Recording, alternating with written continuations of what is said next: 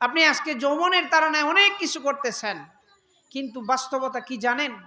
দুনিয়ার বাস্তবতা আমাদেরকে এই জিনিসটা শিক্ষা দেয়।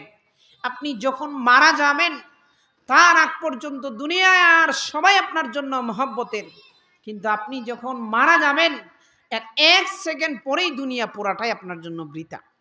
বহু ঘটনা এমন আছে, যেই বাবা সম্পত্তি রেখে গেছে সন্তানের জন্য, হাজারো কোটি কোটি টাকার সম্পদ রাখছে, ওই বাবা সন্তানের জন্য সম্পদগুলা বরাদ্দ করিয়া দলিল সহ দিয়ে গেছে।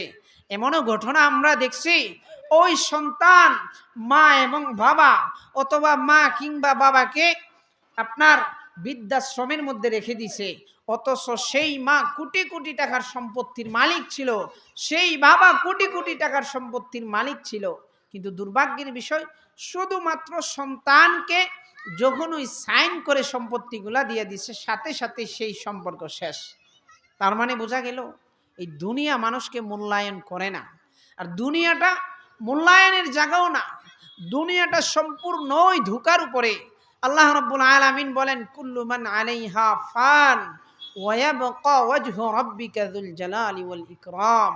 আল্লাহ তাআলা বলেন, কিয়ামতের দিন দুনিয়াটা পুরা একদম ফান হয়ে যাবে। ওয়া ইয়াবকা ওয়াজহু রাব্বিকা যুল জালালি ওয়াল ইকরাম। রব্বুল আলামিন কেবল আল্লাহ তাআলা থাকবেন।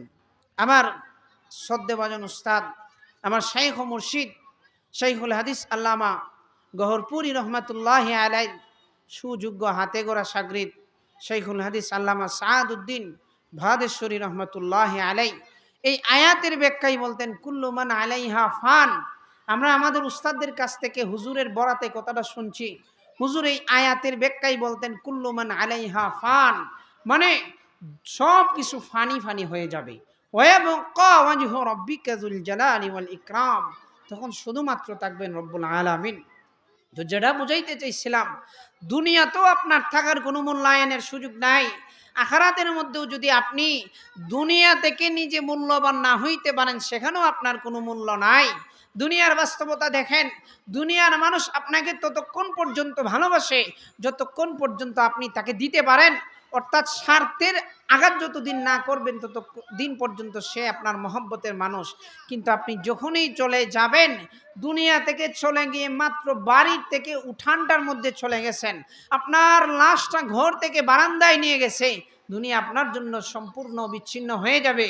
দুনিয়ার বাস্তবতা এইটা বলে, মানুষ এখন দুনিয়া থেকে এত বিচ্ছিন্ন হয়েছে, মানুষ এখন আখিরাত থেকে এত বিচ্ছিন্ন হয়েছে, নিজের বাবার লাশ একদিক দিয়ে নিয়ে যাইতেছে, আরেক দিক দিয়ে সন্তান খাবারের ডেগ নিয়ে যাইতেছে।